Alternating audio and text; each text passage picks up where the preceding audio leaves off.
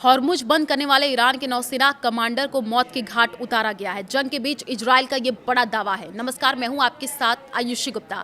देखिए, ईरान और इजरायल के बीच छिड़ी जंग अब और भयानक रूप ले सकती है।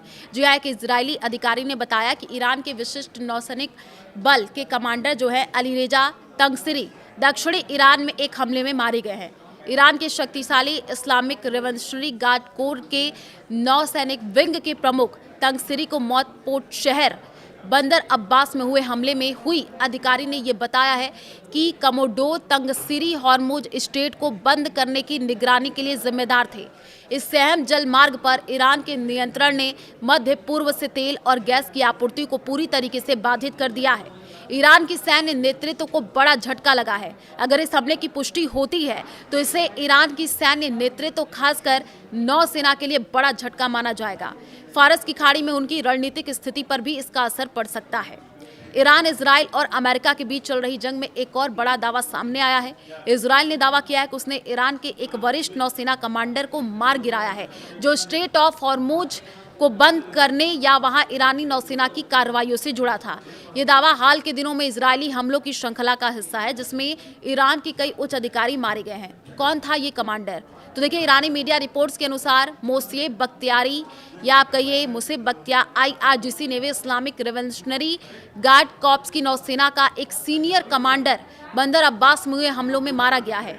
वो IRGC नेवी के फर्स्ट नेवल डिस्ट्रिक्ट बंदर अब्बास एरिया का कमांडर था, जिसे ब्रिगेडियर जनरल स्तर का माना जाता है। बंदर अब्बास ईरान का प्रमुख दक्षिणी बंदरगाह है, जो हॉर्मुज स्ट्रेट के बहुत करीब स्थित है। वो क्षेत्र ईरान की नौसेना गतिविधियों का केंद्र है, जहां से हॉर्मुज को नियंत्रित करने, जहाजों को रोकने या मिसाइल हमले करने की क्षमता रखी जाती है।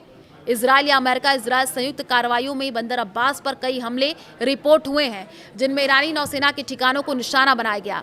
हॉर्मुज स्ट्रेट और जंग। देखिए, हॉर्मुज स्ट्रेट दुनिया की सबसे महत्वपूर्ण जलमार्गों में से एक है।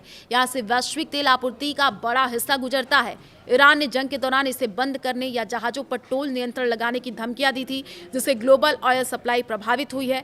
टैंकर ट्रैफिक 50 से घट करके महज 5 प्रतिदिन रह गया था। अमेरिका सेना ने यह दावा किया था कि उन्होंने ईरानी नौसेना को हॉर्मुज और अरबियन गल्फ से लगभग साफ कर दिया है।